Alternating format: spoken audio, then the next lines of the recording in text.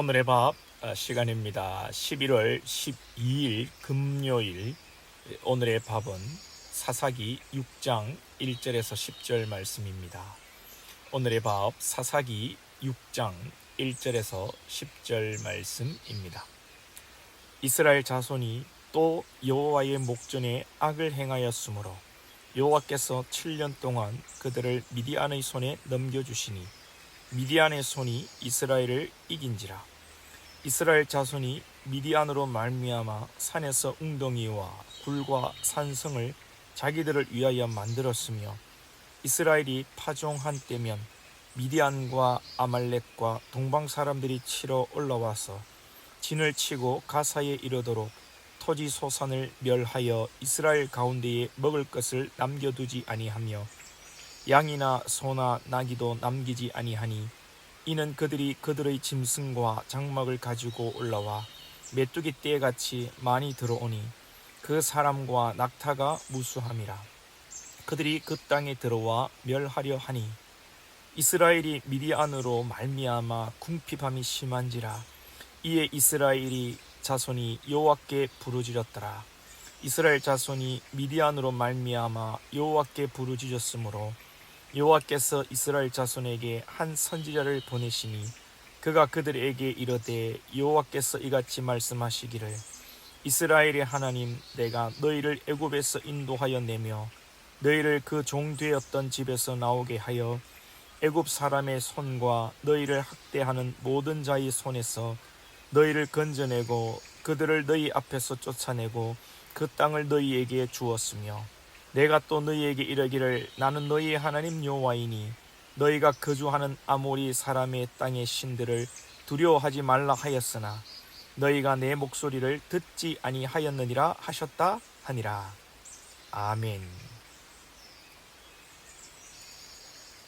사사기에서 같은 패턴이 반복이 되고 있습니다. 그래서 오늘 또 여호와의 목전에 이스라엘 자손이 악을 행하였다. 또 악을 행하였다 라고 말씀하고 있습니다. 그리고 미디안이 이 악을 행한 이스라엘을 공격하여 이스라엘을 하나님께서 7년 동안 미디안의 손에 넘겨주셨다 이렇게 말씀하고 있습니다. 하나님께서 이스라엘을 미디안에 넘겨주심으로 미디안이 이스라엘을 이긴지라. 오늘 2절에 이렇게 말씀하고 있지요. 미디안이 이겼다. 이 이겼다는 말은 사사기에 딱 2번 나오는 단어입니다. 먼저는 첫 번째 사사 온니엘이 구산 리다사임을 이겼다. 이렇게 첫 번째 사사 이야기할 때 나왔습니다. 그리고 오늘 2번째로 나오는데요. 하나님께서 온니엘에게 힘과 능력을 주셔서 이방 구산 리사다임을 이기고 또 하나님께서 이스라엘을 미디안에 붙임으로 미디안이 이스라엘을 이겼다. 즉 이기는 것은 모두 하나님의 뜻에 달린 것입니다. 그래서 전쟁은 하나님께 속한 것입니다. 믿으십니까? 우리 모든 것이 하나님의 손에 달렸고 이기게 하시고 지게 하시는 것 하나님의 손에 있음을 믿고 우리 하나님의 백성들 하나님만을 의지할 수 있기를 소망합니다.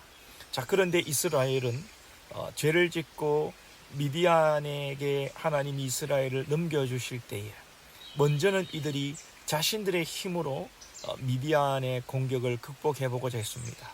특별히 양식을 지키기 위해 이들이 오늘 2절 말씀에도 보면 웅덩이를 파고 굴을 만들고 산성을 만들었지만 소용이 없었습니다.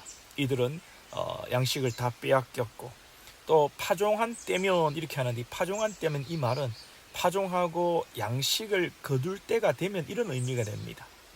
이제 파종해서 양식을 좀 거두려고 할 때 이 미디안이 수확기에 와서 어떻게 알고 귀신같이 이 양식을 다 이 약탈해 가는 것입니다. 그래요, 여러분. 우리 인간의 힘으로 아무리 노력한들 우리가 우리의 삶을 책임질 수가 없습니다. 우리의 삶과 우리의 생명은 오직 하나님께 달려있는 줄로 믿습니다. 하나님께서 붙드시고 하나님께서 들어 올리시면 사는 것이고 하나님께서 누르시고 놓아버리시면 여러분 인간은 망하는 것이죠. 그러나 하나님은 결코 우리를 놓지 않으신다는 것을 우리가 기억하기를 원합니다. 이렇게 자기들의 힘으로 산성을 쌓고 굴을 파고 웅덩이를 만들어 보호하려고 했지만 안 되는 가운데, 절망하는 가운데 이스라엘 백성들이 어떻게 합니까? 6절을 보시면 이스라엘이 미디안으로 말미암아 궁핍함이 심한지라 이에 이스라엘 자손이 여호와께 부르짖었더라. 아멘. 이스라엘이 이제 하나님께 부르짖습니다. 여러분, 이것이 중요해요. 다윗과 이 가룟 유다가 다른 점이 무엇입니까? 인간적인 어떤 범죄한 사실을 볼 때 다윗과 가룟 유다는 다를 바가 없고, 아니 오히려 다윗이 더 큰 인간적인 어떤 죄를 범하였다 하여도 과언이 아닙니다.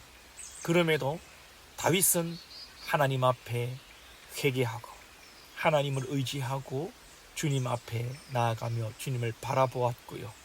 가룟 유다는 다윗보다 더 경한 약한 죄를 저질렀지만 그는 하나님 앞에 나아가지 않고 예수 그리스도를 바라보지 않고 자살해 버렸습니다. 이것이 차이점입니다. 여러분, 오늘 우리가 하나님 앞에 부르짖을 때에, 하나님 앞에 기도할 때에, 특별히 다니엘 기도회를 우리가 기간을 보내고 있는데요, 우리가 믿음을 가지고 하나님을 부르짖고 하나님을 찾을 때에 하나님은 우리에게 응답하시고 우리의 무너진 삶을 회복시키시고 병든 우리의 몸을 고치시며 상한 우리의 심령을 치유하실 줄로 믿습니다. 할렐루야. 자, 그래요. 이런 이스라엘에게 하나님께서 사사를 보내시고 이들을 깨우쳐 주십니다. 무엇을 깨우치십니까? 내가 너희를 애굽에서 인도해낸 여호와다. 내가 너희를 애굽의 손에서 구원해 내었다. 내가 너희들에게 가나안 땅을 주고 너희들에게 당부하여 이들과 언약을 맺지 말고 이들의 우상들을, 신들을 두려워하지 말라 하였지만 너희들이 내 말을 듣지 않고 가나안 땅과 언약을 맺으며 가나안 땅의 신들을 너희가 두려워하였다라는 것을 말씀합니다. 사랑하는 여러분, 우리가 하나님을 두려워할 수 있게 원합니다. 더 구체적으로 하나님의 어떤 신적 위험과 무서움을 두려워하는 것이 아니라, 하나님을 두려워한다는 것은 우리가 하나님과의 친밀함, 하나님과의 관계가 끊어지고 우리가 하나님을 의지하지 않는 것을 두려워해야 된다는 말씀이죠.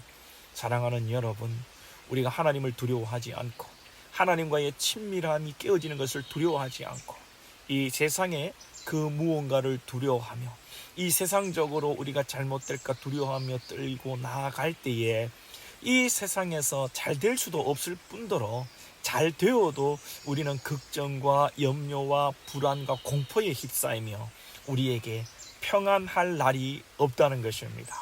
여러분, 그러나 신비롭게도 우리가 주변 환경이 평화롭지도 않고 걱정과 염려할 일들이 많이 쌓이고 어려운 일들이 우리 인생의 장애물이 있다 할지라도 하나님과 친밀하고 하나님을 두려워하고 전쟁은 하나님의 손에 있다는 것을 믿고 나아갈 때에 우리 가운데 참 평안과 기쁨이 넘치는 것입니다. 이것이 신앙의 신비인 것이죠.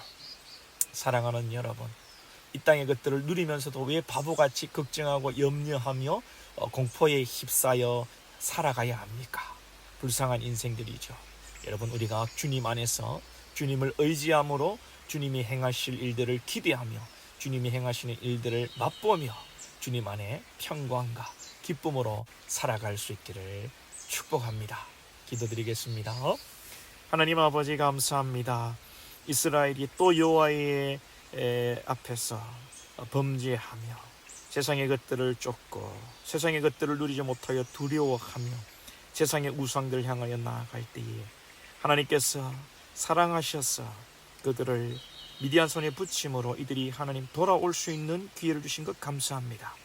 우리 오늘도 인생 속에서 우리의 허물과 죄를 깨닫게 하시고 오늘도 하나님께서 우리에게 주신 약속을 붙들고 주님을 부르짖으며 주께 기도하며 정말 모든 것이 하나님의 손에 달려있는 것을 믿고 확신하며 나아갈 때 우리 사랑하는 주의 백성들에게 기쁨과 평안과 은혜와 행복이 충만하게 하여 주시옵소서. 예수님의 이름으로 기도하옵나이다. 아멘.